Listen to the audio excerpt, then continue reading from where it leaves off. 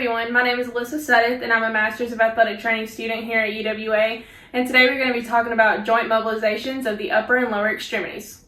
First joint mob we're going to look at is the anterior and posterior joint mob of the ankle. So for anterior, I'm going to put this hand on the lower leg, and then I'm going to take this hand and grasp the calcaneus, and then I'm basically going to perform anterior drawer on the ankle. So I'm just going to stabilize, and then I'm going to pull up. And this is used to increase plantar flexion.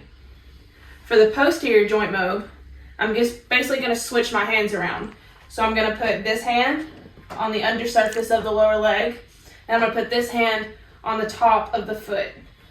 Stabilize, and then you're just going to push inferiorly. As you can see, there's some movement, and this increases plantar flexion. Dorsiflexion, my bad. Next, we're going to look at medial and lateral joint mobs of the ankle. So for medial, it's going to be the same hand placement, except your patient is going to be side-lying. So this hand is stabilizing the lower leg, and I'm going to have this hand to grasp around the calcaneus and the bottom of the foot. So, and I'm using these two fingers back here to basically push the foot up. So we're just going to go like this. And this is increasing eversion. Now for the lateral joint mob, same hand placement. Hold right here. And then you're just going to push down. This is increasing inversion. The next thing we're going to look at is the anterior and posterior joint mob for the knee. So you want to have your patient supine with a bolster up under their mid-thigh so that the knee is far enough off of the bolster but that their femur is stabilized. So for an anterior joint mob, we're going to be increasing extension. I'm going to have my hand on the distal femur to stabilize, and all you're going to do with this hand is to push down, and then you're going to take my other hand, grasp along the gastroc, and then you're just going to translate the tibia forward. It has similarities to the Lockman test, excuse me. And then for posterior, we're going to be increasing flexion. You don't really have to stabilize the femur just due to the bolster. So you can act like it's an anterior drawer. Put both your thumbs on the joint line. And then you're just going to translate posteriorly. Next, we're going to talk about joint mobs in the hip joint. So I'm going to start out with an inferior joint mob. So I like to have the patient's leg on my shoulder.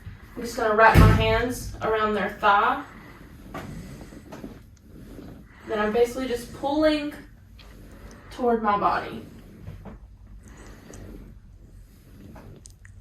And in the same position, you can perform the medial and lateral joint mobs.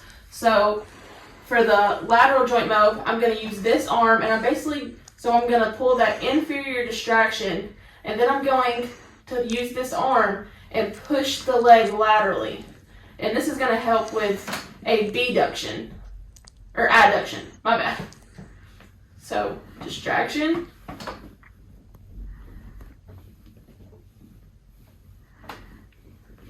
And the medial is the same thing, except you're going to use this arm, which helps with abduction. So distraction. Okay. The next joint mob is going to be the anterior to posterior hip mobilization. So what I'm going to do is I'm going to have this patient cross this leg over this leg. You can bring this leg in a little bit. No, in. Sorry. So you can put this leg on the table. Okay. And all you're going to do is you're going to put your hands on their knee, and you're going to push down. And this is going to help with external rotation and flexion.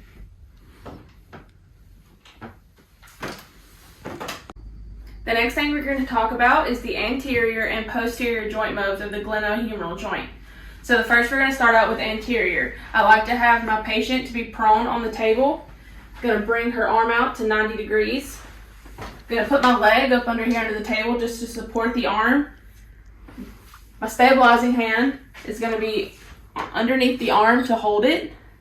Other hand is gonna be on the rear side of the humerus. And then all it's gonna do is just glide forward to them or down to me. And this is to increase extension and external rotation. For a posterior quad, I'm gonna have her roll over to lie supine. Gonna take the same thing, 90 degrees. Can you scoot toward me a little bit? Supporting with same hand again. I like to tuck her up in an armpit. Same hand to push posteriorly. Then we're just gonna glide backwards. Sorry about that. Oh my gosh. This is to increase flexion and internal rotation. The next joint mob we're going to do is the anterior and posterior joint mob of the elbow. So you're going to have your patient, and you just want to slightly flex them so they're in that loose packed position.